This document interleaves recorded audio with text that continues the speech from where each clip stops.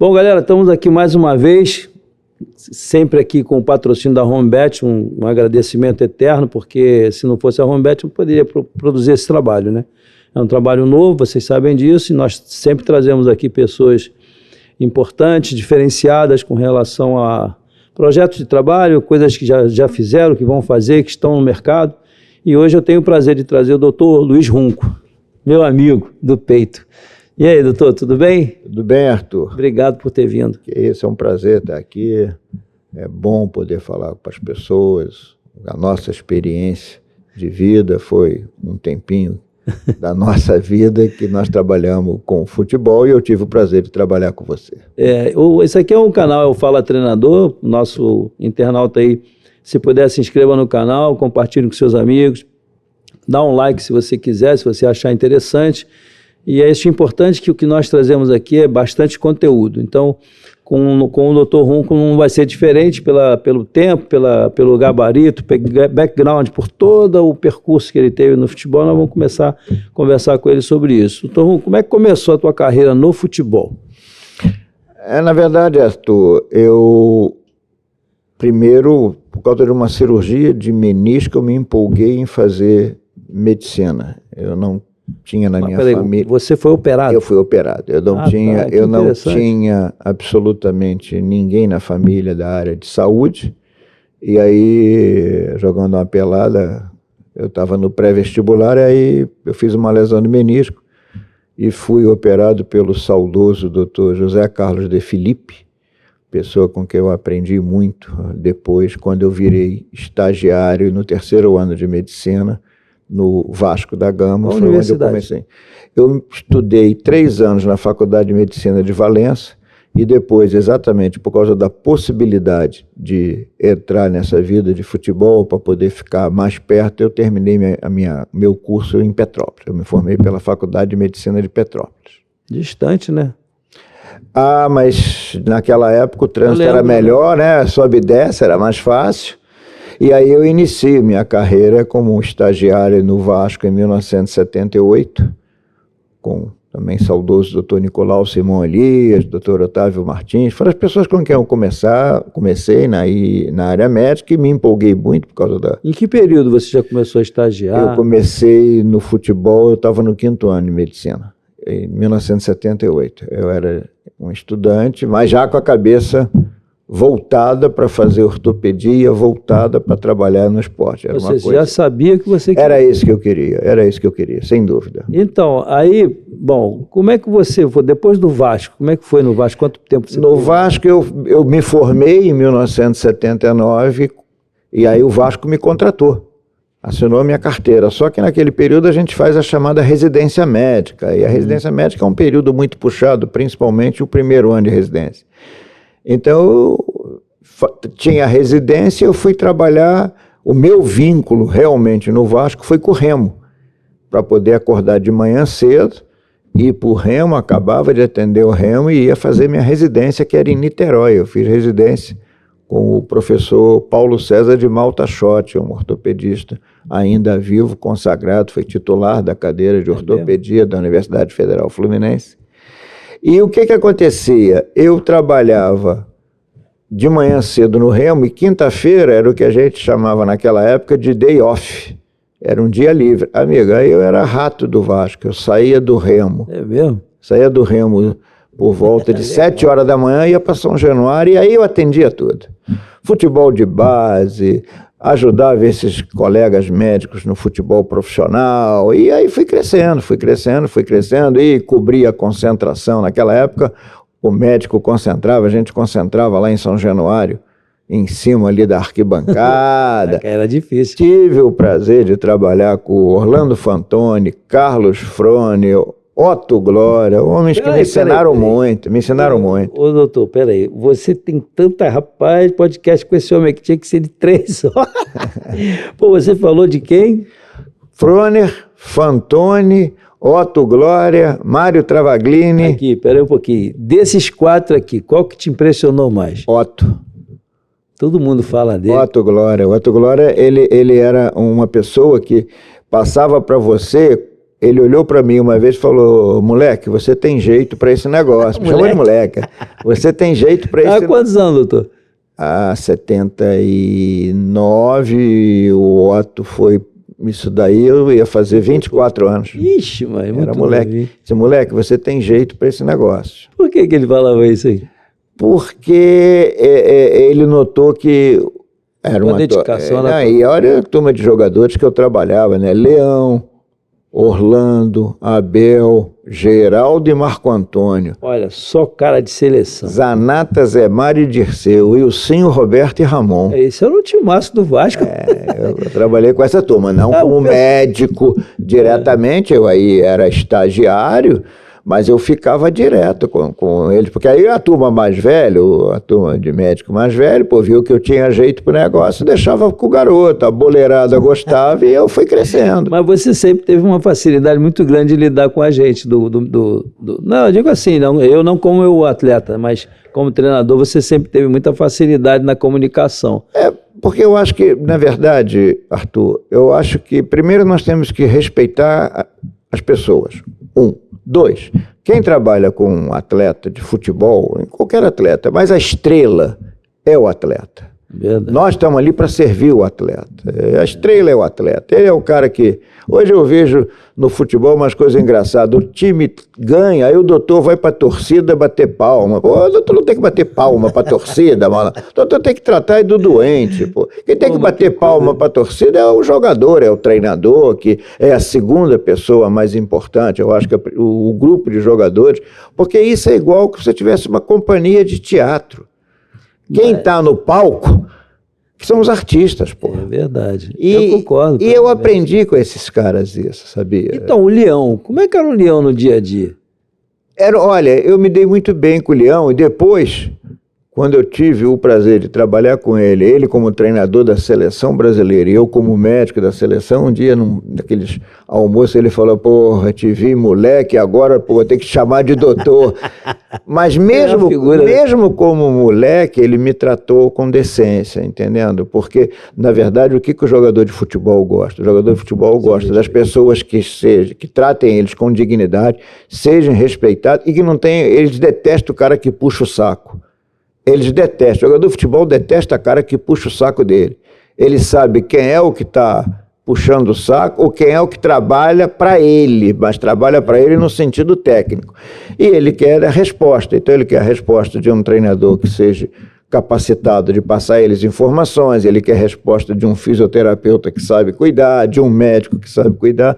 É isso que acontece. Então eu comecei exatamente onde muita gente teoricamente estaria terminando, né, pelo grupo de jogadores. Você começou num time que só tinha fera. Fera. Já começava pelo treinador, né? Que era o treinador nesse grupo. Eu peguei isso daí. Eu peguei o Fantoni, eu peguei o Frone. Tio Fantoni. Eu peguei Tio Fantoni. Tio Fantoni era muito engraçado. Tio Fantoni era muito engraçado. Uma coisa engraçada. Tio Fantoni, uma vez nós estávamos no lado oposto, onde você vê, no campo do Vasco, naquele lado de trás, onde você sai do túnel. Não sei como é que está agora, mas antigamente saía por trás do gol, do túnel. Da piscina ali? Não, do lado oposto da piscina, isso, sai. E tinha um zagueiro, acho que era Fernando, um moreno alto, e ele caiu do outro lado, o tio Fantoni gritou, quebrou, e não tinha quebrado, entendeu?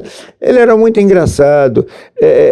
Durante o jogo? Eram homens que você vai pegando a experiência, sabe? E você... Mas para você que estava começando foi... Cara, eu comecei, meu Deus do céu, você está entendendo? E eu fui aprendendo com essa turma, eu fui vendo como o jogador gostava, como o jogador gostava de lidar com esses treinadores que eram pessoas conhecidas. Isso foi em que ano, você lembra mais ou menos assim? Aí, foi 78, 79. 79. Foi 79. No Internacional nós perdemos para o Internacional de Porto Alegre, 79 o Campeonato Brasileiro, com o Vasco.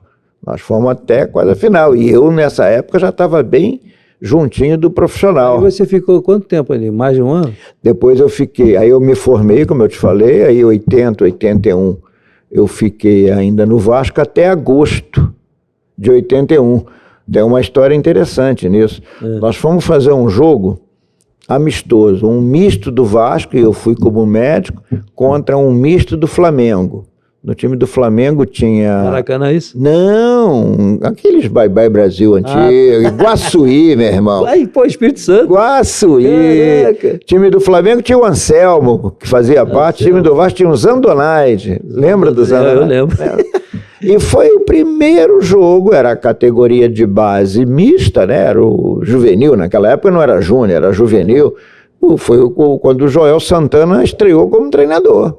Eu fiz o primeiro jogo do Joel como treinador. Ele aqui com a gente. É um parceirão. Figuraça, né? É uma figuraça.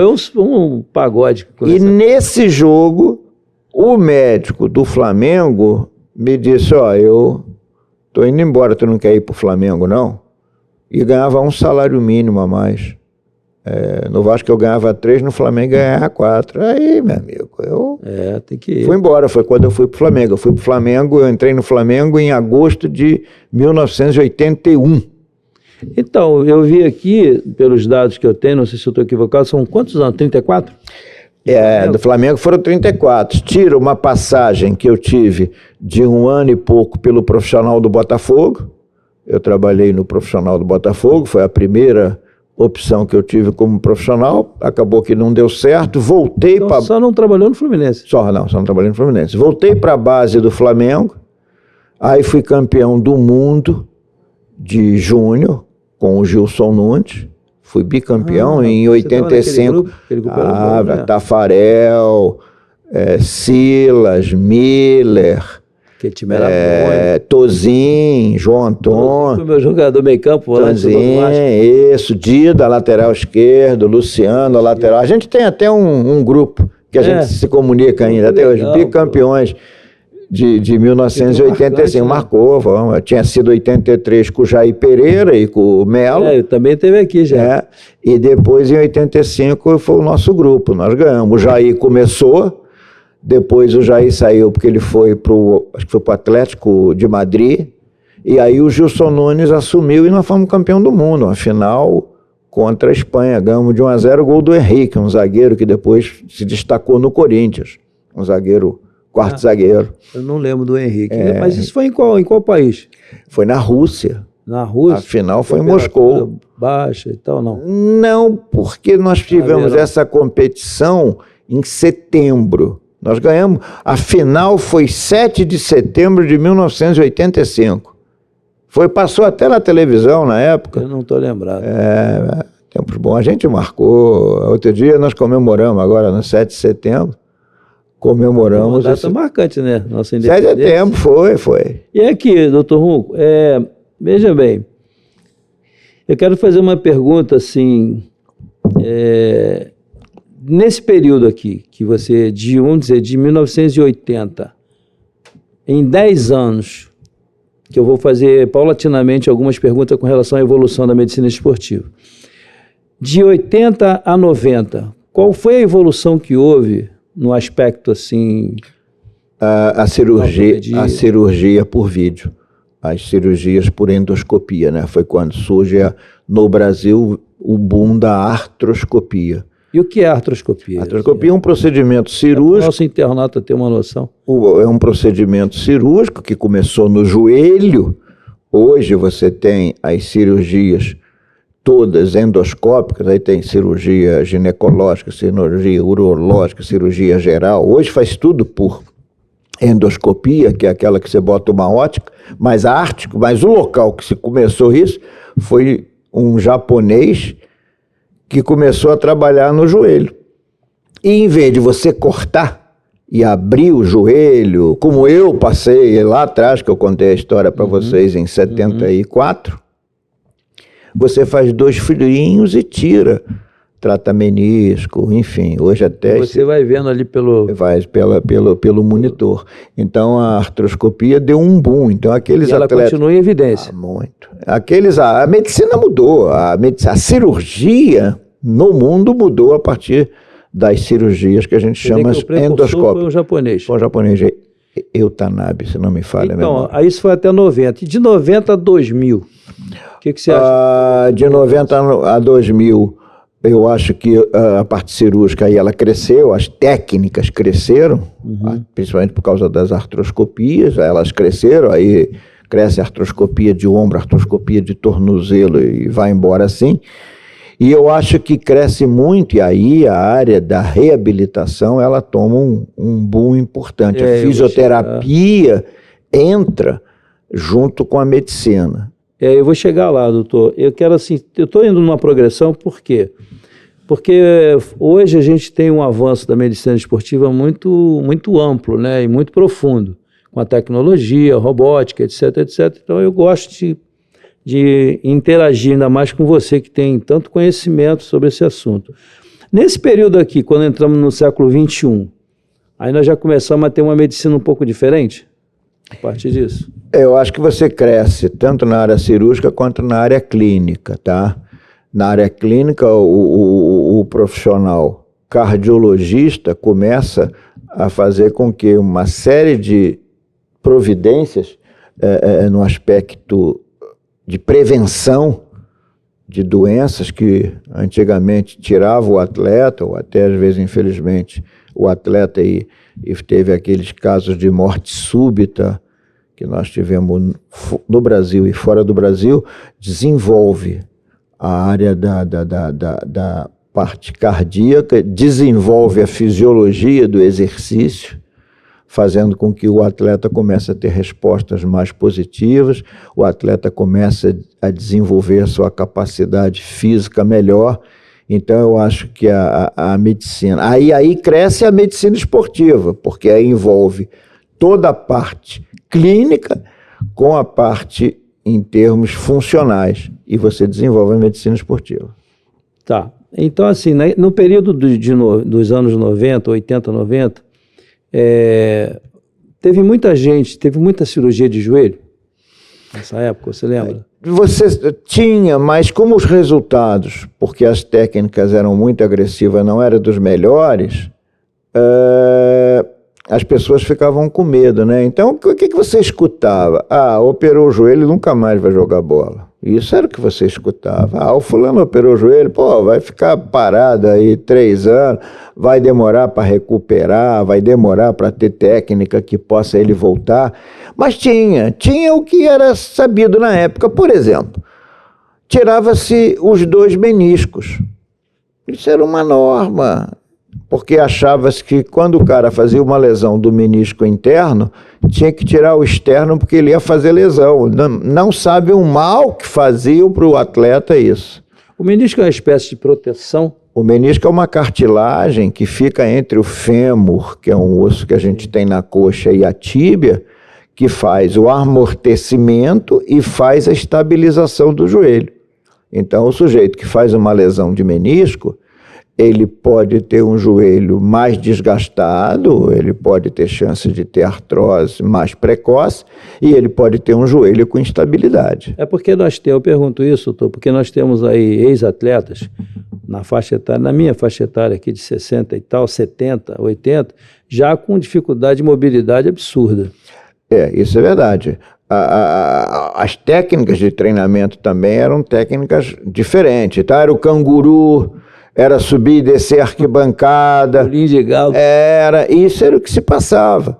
E isso foi comprometendo essa articulação no futuro. Então, por exemplo, o meu quadril é consequência de um Eu não tenho a menor dúvida. O seu e demais. Aliás, a articulação do quadril é a que mais sofre em termos de repercussão depois do atleta. Então, nos dias atuais, nos atletas que você lida, que você tem contato nos dias atuais, você acha que na terceira idade deles, daqui a 30 anos, você acha que eles vão sofrer desse mal ou existe uma prevenção? Eu acho que hoje você tem condições de, pela maneira que se fazem os treinamentos, pela preocupação que se tem com evitar determinados treinos que se faz. Antigamente tinha muito treino de salto, muito pulo. Biometria, né? Era muita coisa que eram passíveis de trazer lesão. Descobriram-se outras metodologias de treinamento em que você dá condicionamento físico, em que você dá tônus para a musculatura, em que você dá qualidade, sem agredir muito a articulação. Mas vamos deixar claro o seguinte: esporte de alto nível não tem jeito, tem sequela. Não tem jeito. Isso não é só no futebol, querido. Isso é em qualquer modalidade esportiva. Doutor, eu aproveito isso. Eu tenho uma boa noção sobre aquilo que nós estamos conversando, porque eu fiz uma faculdade, eu tive interesse em estudar um pouquinho e tal. E isso me facilita muito para quando eu tenho que perguntar para pessoas do teu nível, como veio aqui o doutor Rubens Lopes também, que é um médico, e eu tive a oportunidade de conhecer e saber um pouco mais e informar o nosso internauta. Nos dias atuais, você vê muita lesão. Qual é a lesão que mais se propaga hoje? Eu acho que o joelho continua sendo a articulação que mais tem problema, porque o joelho é a maior articulação do corpo humano. No joelho você faz movimento de rotação em cima do teu próprio eixo. Então, realmente, coisa. Não podemos esquecer as lesões musculares. Eu ia chegar nela agora. Porque ela hoje, pela demanda, quer dizer, Arthur, a turma está jogando muito, né, Arthur? É jogo pra cacete. O futebol virou um grande business. E como virou um grande business, é jogo, você tem jogo todo dia, o jogador está jogando 3, 4, 5 vezes por semana. Com cobrança muito grande. Não é que no meu tempo não tinha, não. Nós tínhamos. Eu peguei uma época no Flamengo e naquela época não era 72, não. Eram 48 horas. Que eu joguei uma vez com o time do Flamengo, domingo, terça, quinta e sábado. Nossa. Era e dizem que hoje ainda é pior, mas não é, né? Não, eu acho que hoje o que talvez tenha piorado é pela sobrecarga que está se colocando em cima, não de treinamento, mas a sobrecarga de cobrança, porque quando você envolve um montante financeiro, há uma cobrança maior. Então você tem que buscar um título daquela competição, porque aquele título vai render não sei quanto. E isso, na minha visão, acaba fazendo as pessoas ficarem meio desesperadas. Bom, você tocou num assunto que eu gosto muito. Eu gosto muito de ler neurociência. Eu me interesso muito pelos neurotransmissores, enfim, toda essa parte sensível do atleta, porque eu acho que tudo está em função do sistema nervoso central, periférico, e isso ajuda muito. Se você tem um certo equilíbrio emocional, você tem uma capacidade de raciocinar melhor, de executar melhor todas as funções do seu corpo. Então, eu queria te perguntar o seguinte, eu tenho observado que tem muito atleta que ele tem uma depressão e ninguém percebe. Você já percebeu isso? Eu acho que ele tem tanta demanda, tanta carga em cima, que isso passa automatizado. Só ele sente, e as pessoas têm dificuldade de perceber. Daí a importância, e nós tivemos o prazer de trabalhar com o Paulo Ribeiro, um psicólogo que hoje ainda está em atividade, que ele nos dava muito subsídio. Olha, vamos dar uma olhadinha, chama o sujeito, conversa. Eu acho que uma pessoa que tem essa função é importante dentro de um clube. O médico até pode participar, mas o médico nem sempre é preparado. Eu acho que você ter uma pessoa para olhar isso, eu acho que uma pessoa para olhar essa demanda quando o atleta sai da categoria de base, vai para o profissional, porque ele vive um outro mundo, ele vive uma outra situação, cobrança, né? Tanto no aspecto de cobrança, quanto no treinamento físico, rendimento, no aspecto emocional, porque ele começa a conviver com uma situação financeira diferenciada. Isso tudo eu acho que tem que ser visto. Então, o piso sintético, o que você acha do piso sintético? Arthur, ontem mesmo eu respondi, me ligaram e perguntaram sobre isso. Eu acho que ele não pode ser o vilão da história. Estão querendo jogar na grama sintética toda a responsabilidade das lesões que existem hoje no futebol. Eu acho que não é bem assim. Eu acho que o ideal... eu acho que só um clube no Brasil que tem, se não me falha a memória, é o Corinthians, o gramado híbrido, em que ele tem grama natural e tem um percentual de grama sintética. Eu não sei, isso eu não sei te dizer. Aquela grama sintética da pelada da rua, essa é perigosa, porque essa realmente ela prende.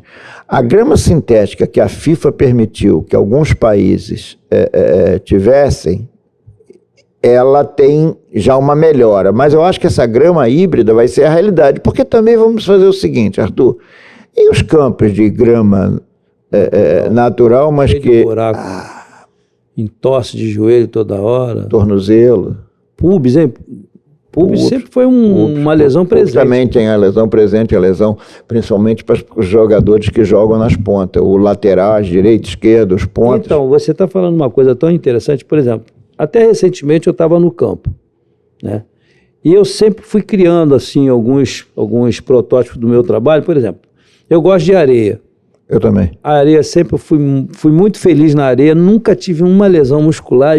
Joguei voleibol demais, eu corria muito na areia, todo o meu verão era todo assim. E eu constatava o seguinte: quando eu ia para a grama, em vez de eu ficar mais lento, como alguns protocolos dizem aí, os caras criaram um protocolo dizendo que a areia não é o habitat do jogador de futebol. Eu respeito, mas a aplicabilidade do meu trabalho para isso sempre foi importante, porque eu crio propriocepção, eu criava uma série de saídas, e toda vez que fazia giro, eu falava: ó, você para, apoia, gira e vem. Eu não quero que você gire rápido. Por quê? Isso, eu estou te perguntando isso, se eu estou correto ou não. Eu sei que o treinamento cria as pré-lesões. Às vezes a lesão não aparece no treino e ele esconde. Tem esses fatos. Eu acho que a areia tem 3 coisas fundamentais. A areia você trabalha força, fundamental. A areia você trabalha equilíbrio, que é o que a gente chama o proprioceptivo, que também é fundamental. E a areia você automaticamente vai ter tônus na musculatura. Então eu acho que no momento em que você trabalha, se eu fosse treinador, a categoria de base, que é a hora da formação, eu usaria muita areia. O futevôlei, por exemplo, é uma atividade esportiva que trabalha muito fundamento. Romário. Domínio, passe, cabeçada. Salto. O futevôlei trabalha isso muito, gente. Então eu, com todo respeito a corrente ou as correntes que são contra a areia, eu sempre fui muito favorável. Eu estou muito feliz porque o Melo, eu vou trazer o Melo aqui qualquer hora, e a gente sempre conversou sobre isso, e eu sei que tem alguns fisiologistas que eles são contra. Eu acho que essa é uma temática. Eu acho que o fisiologista é uma pessoa muito importante dentro de uma estrutura. Mas se o fisiologista for partir de conceitos muito teóricos, ele não anda.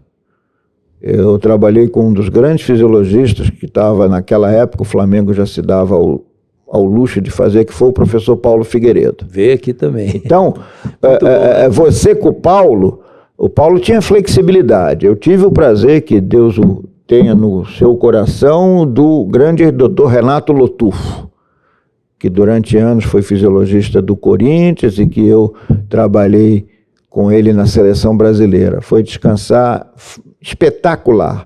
Um conceito sobre fisiologia de exercício, um conceito sobre parte nutricional, que ele completava o trabalho. Bom, né?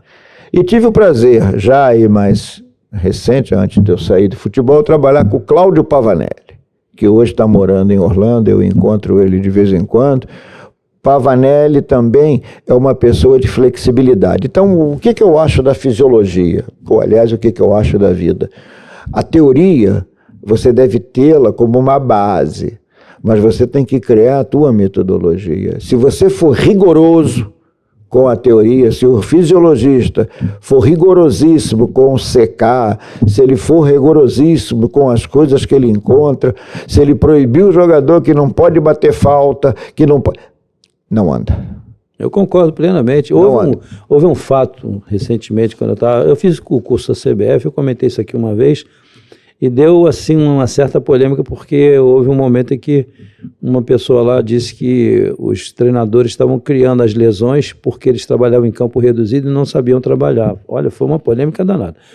Então, houve uma discussão sobre esse assunto, né? Com relação à areia, com relação... Eu introduzi já há muitos anos, eu trabalhei com natação também, doutor.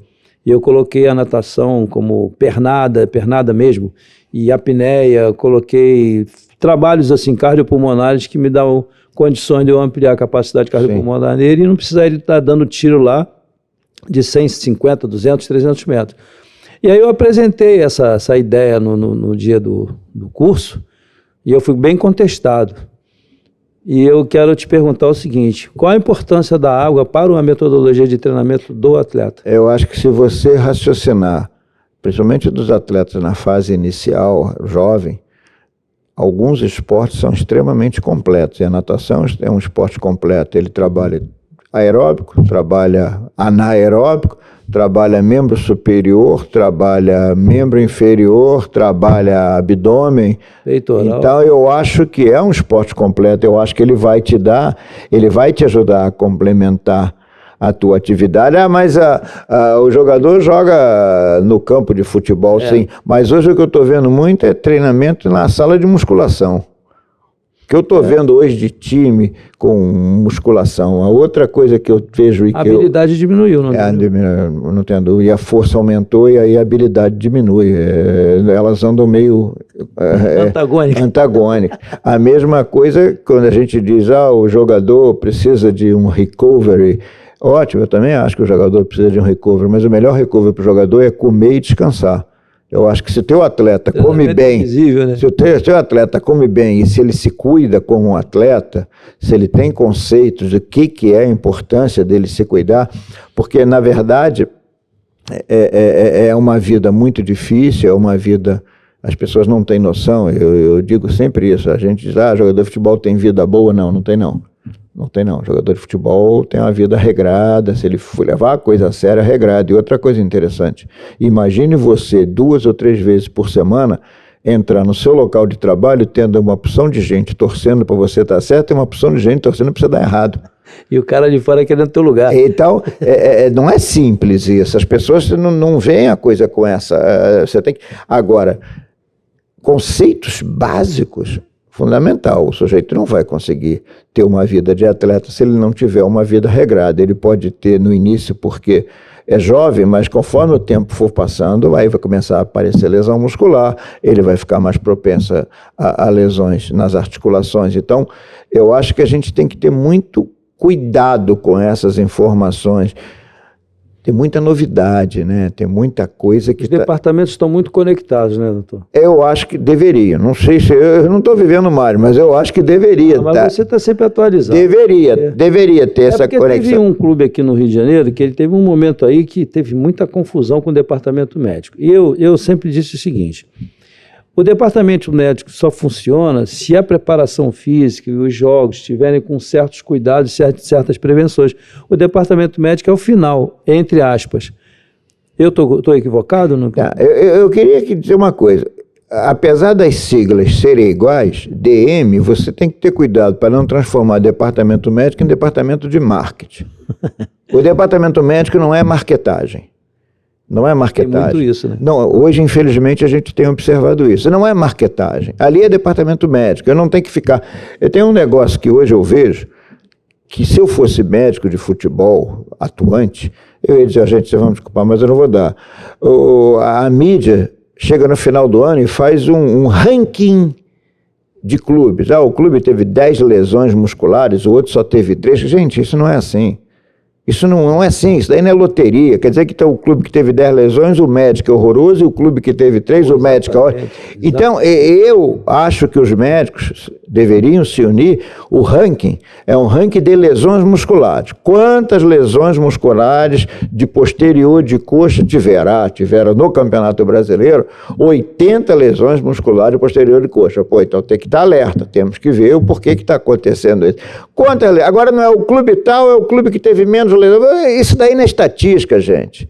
Você tem que analisar uma série de coisas, você tem que analisar o local, o estado, a temperatura ambiente, o tipo de treinamento, o momento emocional do atleta. Então, que porra de ranking é esse, meu irmão? Isso não é ranking. Isso é fazer média com A e fazer média com B. Não é assim que se faz medicina. Medicina não tem média. Medicina é a realidade. Você poderia estar trabalhando ainda? Eu não acho que eu não tinha mais condições. Por quê?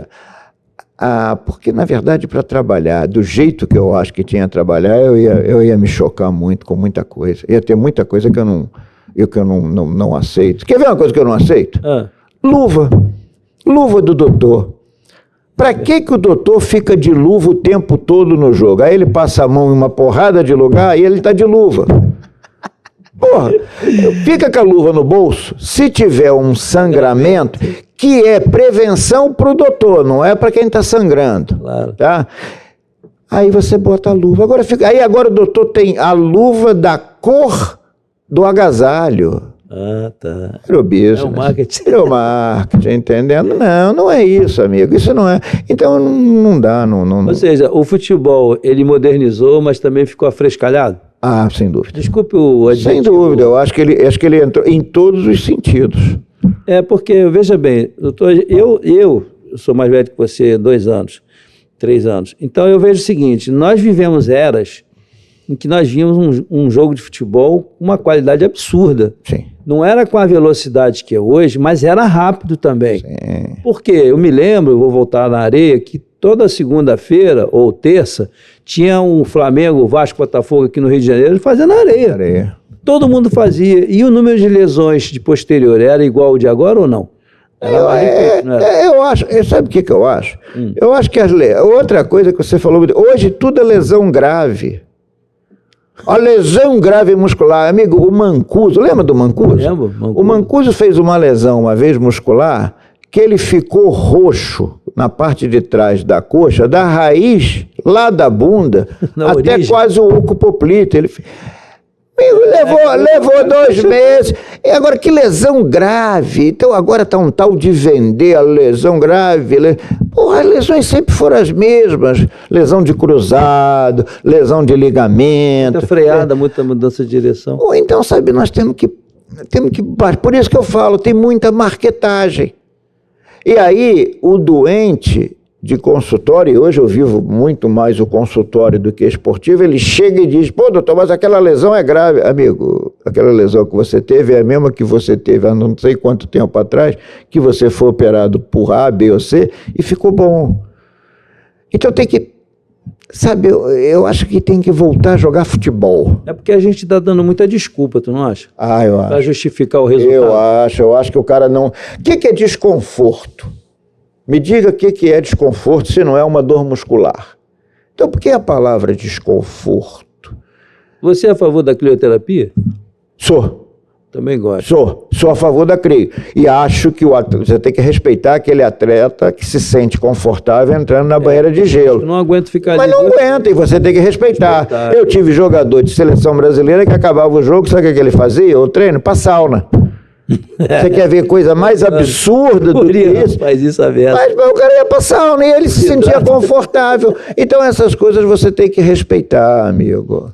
Pô, doutor, olha só, em 2002 você esteve na seleção brasileira. Amém. Eu me recordo que quando vocês se apresentaram, eu me lembro que você foi enfático numa coisa sobre o Rivaldo. O Barcelona disse que o Rivaldo não vai disputar a Copa do Mundo, porque é impossível e tal.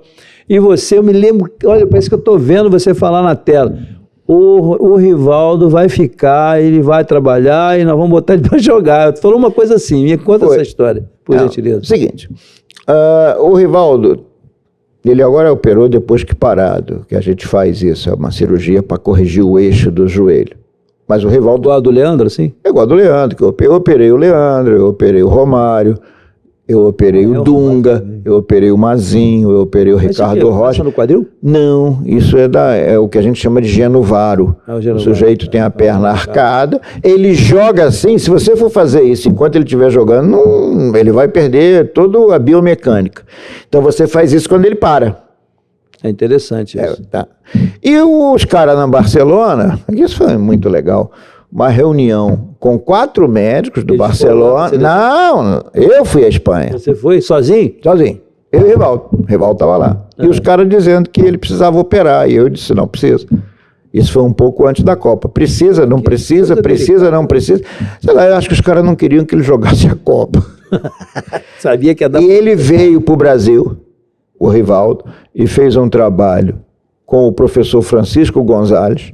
Chiquinho. Fez um trabalho com o professor Paulo Figueiredo, trabalhou na areia pra cacete e voltou para Barcelona e jogou pelo clube. Aí, isso antes da Copa, antes da Copa. Aí, quando veio a convocação, eles voltaram a dizer que ele não ia jogar a Copa, que ele não tinha condições. Tá bom.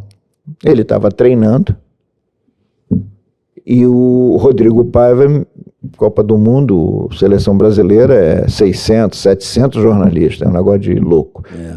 Aí eu olhei, estou assistindo o treino, o Rodrigo Paiva veio e falou, ó, o médico lá do Barcelona disse que o Rivaldo... O Rivaldo estava na delegação. O Rivaldo estava com a gente, treinando. E ele dizendo de lá que ele não vai conseguir jogar a Copa. E foi exatamente o que você falou. Aí o nego me chamou. Doutor, o que aconteceu com o Rivaldo? Eu digo, tudo bem, o Rivaldo está de treinamento, ele tinha vindo de uma lesão muscular. Era um negócio desse, ele está se preparando. Não ia jogar um amistoso que a gente jogou contra a seleção da Catalunha. E foi isso que eu falei, ó, ele não vai jogar contra a seleção da Catalunha. E depois a gente tinha um amistoso na Malásia, mas ia jogar contra a seleção da Malásia. Eu falei, mas ele vai jogar contra a seleção da Malásia e ele vai estar. E ele vai estar. E os caras acharam que eu não ia me dar bem, né? E eu me dei bem, graças a Deus. E o Rivaldo jogou. E a alegria, vou te dizer uma coisa, com muita satisfação. Ano passado nós tivemos uma festa de 20 anos do Penta. Essa festa foi aqui em Copacabana, a CBF fez uma festa bonita e reuniu dos 24 jogadores, vieram 19. Veio jogador, o Dida, por exemplo, que está morando na Itália. Não, os que faltaram, um era o Rogério Ceni, porque era treinador e tinha jogo naquele dia. E os outros foram os outros 3 ou 4, que o Emerson não veio porque estava com Covid, eu me lembro disso, o Emerson não pôde vir. Iraniano, que eles convidaram. E os outros 3, um era o Ronaldinho e tal, enfim. Aí teve um momento que o Mauro Naves, que era o sujeito, que era o apresentador da festa, começou a perguntar para os jogadores, pô, você, conta aí, Vampeta, por que você deu aquela cambalhota, papapá, Cafu e tal? Aí falou, Rivaldo, e aí, você? O Rivaldo ficou ele é meio encabuladão e tal. Aí o Mauro, porra, Rivaldo, você é meu parceiro lá do Palmeiras, porra, eu sempre te entrevistava. Fala aí, ele está muita satisfação que eu estou aqui nesse tempo todo, revendo meus amigos e tal, não sei o quê. Mas eu queria dizer uma coisa para vocês. Eu joguei a Copa do Mundo em 2002 graças ao Dr. Ronco. Porra, isso 20 anos depois o cara falar um negócio desse, você vê como é que marcou. Pô, tá louco. Marcou, pô. E, pô, eu gosto do Rivaldo, um jogador mundial, foi o melhor jogador do mundo. Eu estive na casa dele conversando, é um cara espetacular. Então, foi muito legal. Aquela Copa foi muito legal. Poxa, mas isso é um troféu pra você, né? Guardadinho no coração. Guardadinho no coração. Não, gravo isso com muita coisa. E o Ronaldo também. Teve agora um documentário. E o Ronaldo me ligou e falou, doutor, olha, vai ter um documentário sobre a minha vida e eu quero que o senhor participe, porque o senhor foi uma pessoa muito importante. Pois é, então me conta, como é que foi a história do Ronaldo com você? Primeiro me conta aquela lesão. Aquela lesão dele teve uma primária, uma secundária, uma terciária, como é que é? Não, aquela lesão ele fez uma ruptura do tendão patelar. Tá. Que acontece. E o legal é que nesse documentário, também o Dr. Gerard Sayan, que foi o médico que operou ele 2 vezes, um francês, que na época estava muito famoso, porque tinha operado o Schumacher, quando o Schumacher quebrou a perna. E o Gerard Sayan operou ele pela primeira vez, e para não mexer numa outra estrutura, ele resolveu fazer a cirurgia sem usar enxerto. E foi aí que ele teve a segunda lesão. Porque, infelizmente, esse tendão patelar é um tendão de muita força. Se você não tirar um outro tendão do teu corpo para enxertar, a tendência dele... Qual seria o tendão para enxertar? Normalmente a gente usa o semitendíneo. É um tendão da parte de trás, posterior. E ele entra e ajuda e faz uma... E foi o que foi feito na segunda vez. E tanto que o Dr. Gerard Sayan, nesse documentário, ele dá a declaração e vem a tradução, e ele fala isso. Eu fico muito feliz em ter operado o Ronaldo pela segunda vez, porque na primeira a gente usou talvez pouco tendão, deveria ter colocado reforço. Ele reconhece isso. Pô, então o Ronaldo, desculpa interromper, o Ronaldo, se tivesse feito esse enxerto, ele teria... Provavelmente não teria tido a segunda. Provavelmente. Caramba, a gente não pode afirmar. Você vê que detalhe. E aí o que aconteceu? O Ronaldo recupera o joelho, estava já numa atividade. A gente estava num jogo na Arábia Saudita, um jogo amistoso, em fevereiro, isso foi fevereiro de 2001. Não, 2. Isso foi fevereiro de 2002. Isso já antes da fevereiro de 2002. Um jogo que o time jogou na Arábia Saudita. Terminou o jogo, o Filipão me chamou e disse, olha, o jogo foi perto do Carnaval. O Ronaldo está indo para o Brasil. Diz que quer que você veja ele. Falei, mas por quê? Não, ele está indo. Ainda brinquei. Falei, pô, será que ele está indo para passar Carnaval, porra? Não, ele está indo. Você estava na delegação. Eu estava na delegação. O Ronaldo estava na Inter de Milão. Ele não estava convocado pela gente. Não.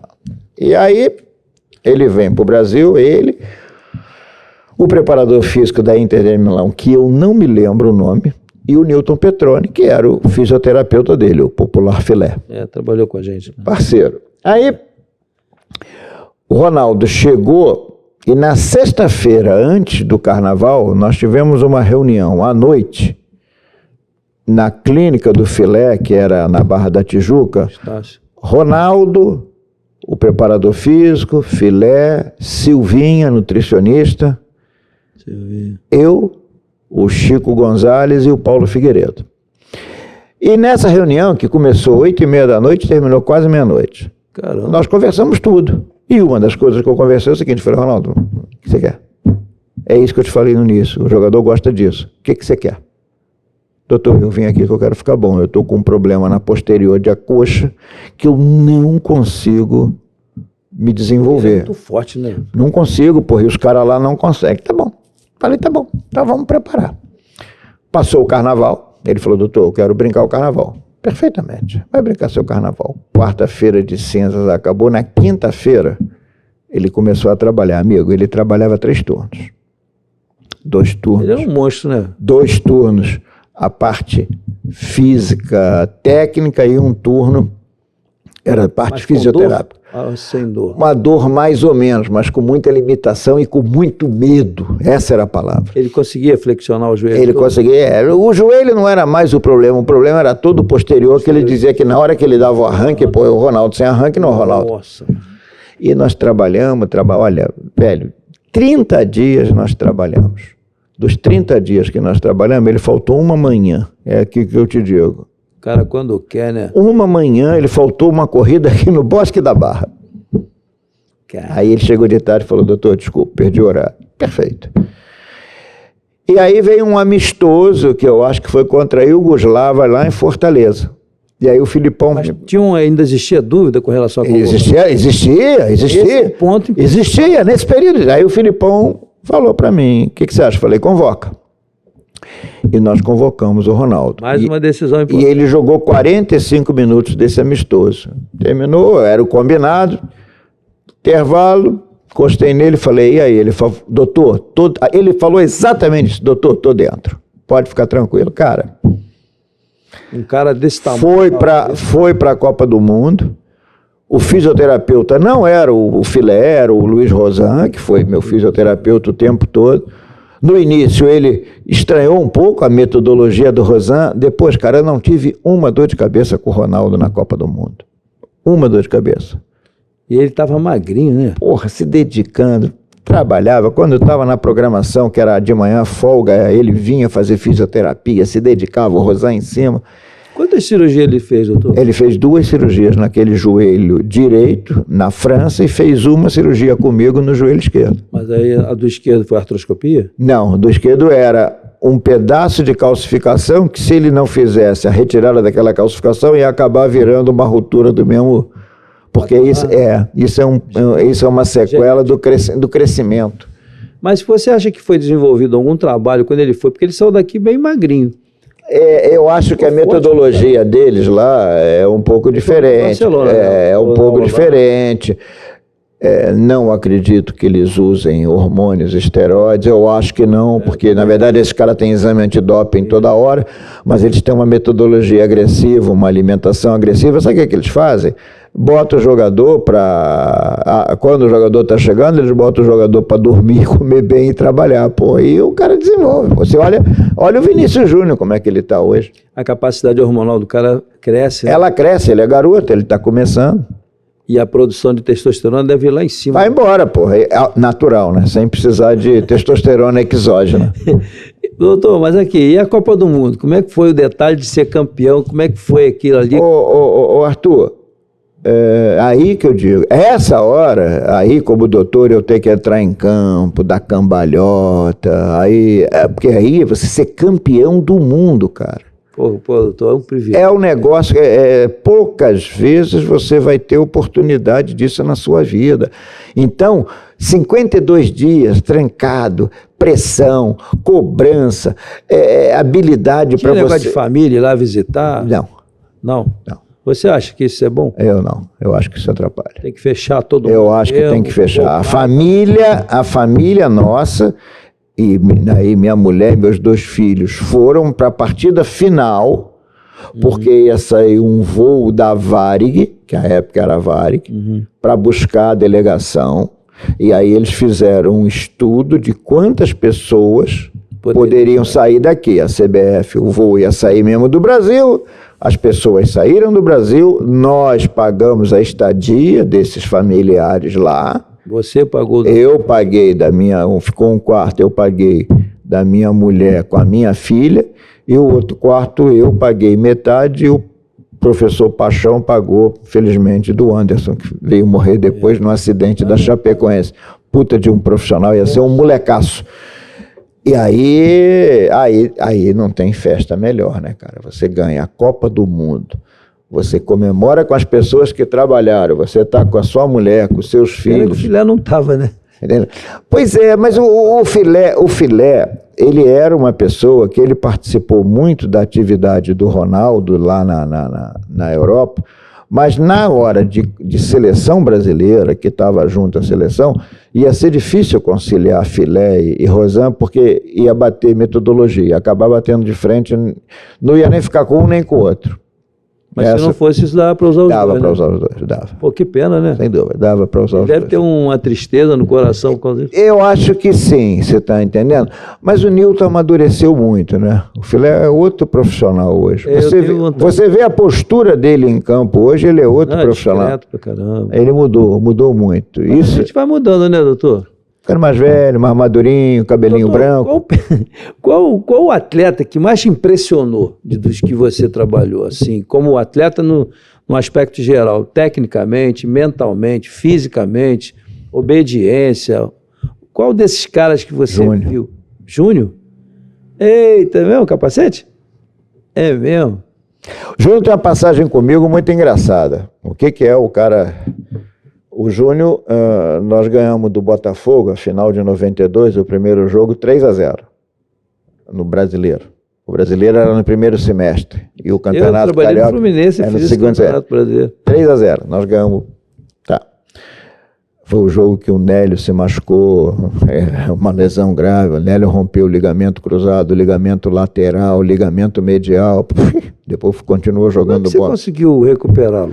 Foi você que fez? Nós que operamos. Porque depois, em 95, ele trabalhou com o Apolinho, com a gente naquela época? Ficava normal. O que você fez ali para fazer o... Fizemos o que manda o figurino, fizemos medicina. Enxerto também? Teve enxerto com a turma que trabalhava com a gente na reabilitação e vai embora. Não tem mistério. Não tem mistério. Tem decência, seriedade. Protocolo correto. Seriedade da pessoa que está se tratando, seriedade das pessoas que estão tratando essa pessoa, e no final o resultado é feliz, velho. Mas então aí o Júnior, ele terminou o jogo, ele veio falar comigo e disse, puta, tô com uma dor no reto anterior, o músculo da frente da coxa, né? Uhum. Segunda, naquela época, segunda era folga, na terça-feira na revisão. E aí, Júnior? Tá doendo. Não tinha ultrassom, não tinha ressonância, não tinha nada disso. Era a mão, escutar, gelo. E vamos trabalhando. Quarta, quinta, na sexta-feira era o coletivo. Naquela época tinha, quarta e sexta normalmente era o coletivo. Na sexta-feira era o coletivo. Pronto. Eu falei, Júnior, e aí? Ele falou, porra, não vai dar. Eu falei, pô, Júnior, então... acho que é melhor a gente já falar com o Carlinhos, era o treinador, vamos falar com ele para ele... figura, né? Vamos falar com ele para ele poder montar, que vai ser meio complicado. Aí, olha o que é um atleta. Ele falou, o quê? Amigo, em vez de eu Era bater... final? Era o segundo jogo. Segundo jogo. O segundo. Nós tínhamos ganho de 3-0. E era o segundo jogo. Ele falou, o quê? Em vez de eu bater com o dorso do pé, eu bato de chapa. É isso que eu ia falar. Aí eu falei disso, não. Assim. E o primeiro gol, o jogo foi 2-2. O primeiro gol do Flamengo foi ele que fez de falta. Foi ele que fez de falta. Vibrando assim, e saiu vibrando, comemorando como se fosse o Pelé, até fala isso hoje. Então, essa capacidade, eu vi uma vez ele no vestiário dar uma chamada no grupo, meu irmão. É mesmo? Isso você... Contagia, né? Esse tipo de jogador é... Não, e você como membro da comissão técnica, chefe do departamento médico, quando você vê essas atitudes de uma liderança tão positiva e tão marcante, qual é a impressão que você tem de longe? Porque eu sei que eu trabalho com vestiário há muitos anos, você está aqui, você está vendo a reação dos atletas, o treinador. A minha impressão é que todo time tem que ter 1 ou 2 caras desse estilo. E o Galo, como é que era? O Galo, eu peguei o Galo já numa fase mais low profile, né? Porque eu peguei o Galo em 88. Ele já estava mais devagarinho, já estava mais... Mas o joelho ali, ele poderia ter jogado mais se não fosse aquela lesão. Mas ali, naquela época, não tinha as técnicas que você tem hoje. Eles são com a próxima idade. O Júnior é mais novo que ele, 2 anos. O Júnior é um pouquinho mais novo, mas o Galo depois ele teve a oportunidade de ir embora para o Japão. Aí... Perdeu. Foi embora, ele tocou a vida dele. Tocou a vida dele. Mas quer dizer que desses caras todos, você acha que o Júnior me impressionou muito, cara. E o Romário? O que tu achava do Romário? O Romário é um atleta... Peculiaridade do baixinho.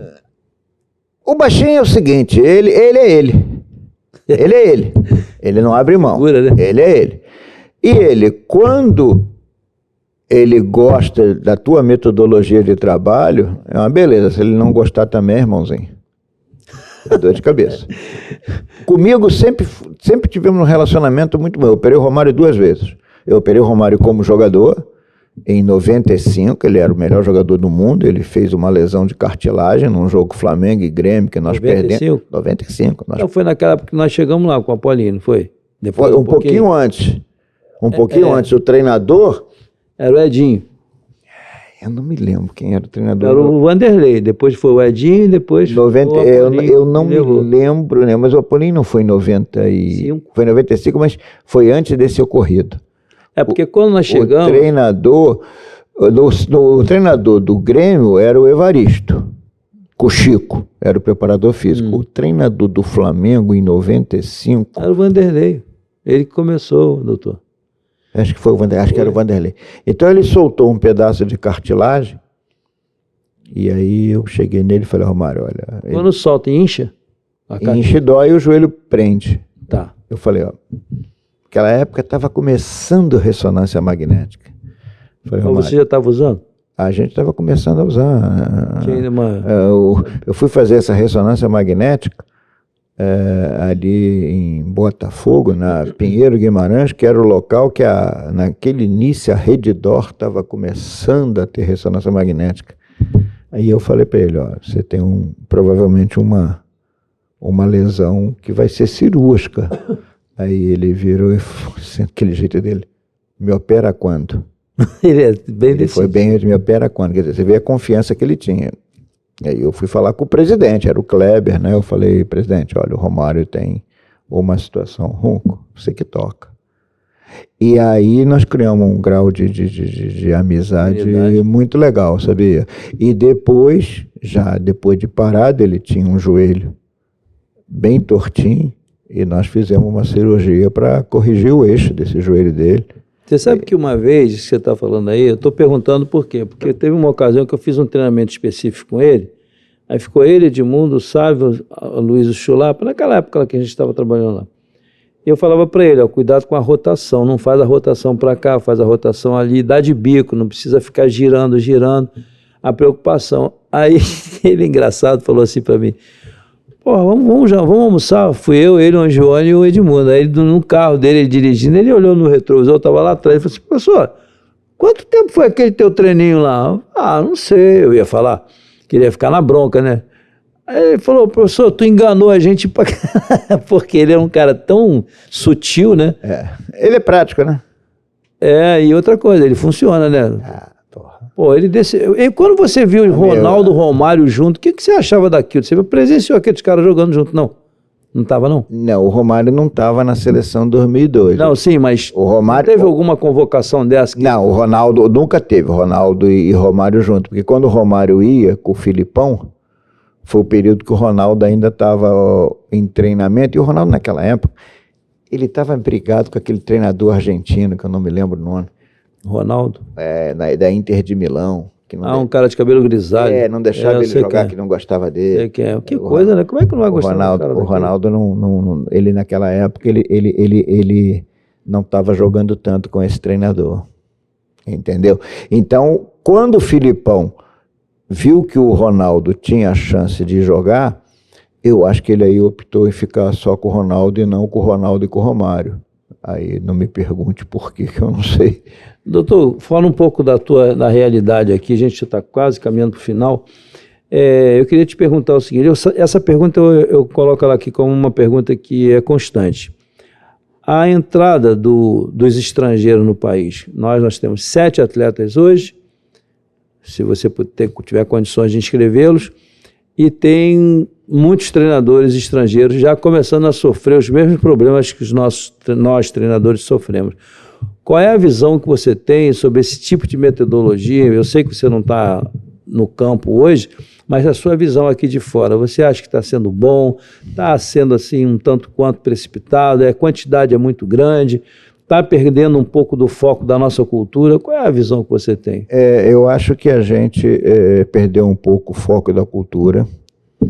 Estão copiando, né? Eu acho que a gente, os treinadores tentaram pular etapa. Eu acho que o treinador tem que passar a etapa, então ele tem que trabalhar numa categoria de base, onde ele vai, desenvolver sua metodologia, onde ele vai ver se o que ele está fazendo é certo, o que é errado. Eu acho que isso é muito importante. Eu acho que os nossos treinadores deixaram de fazer isso.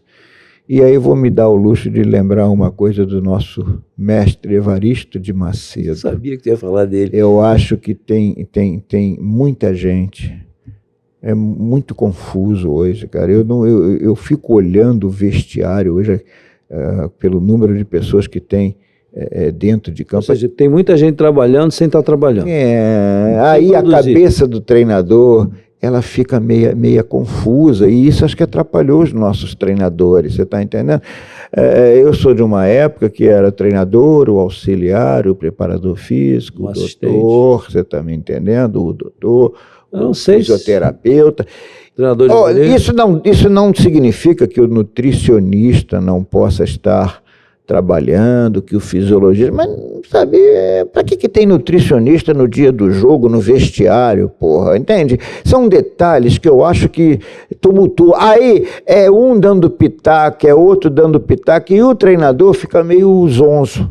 Eu acho que... Concordo plenamente. Acho que está precisando fechar mais. Acho que está precisando fechar mais de novo.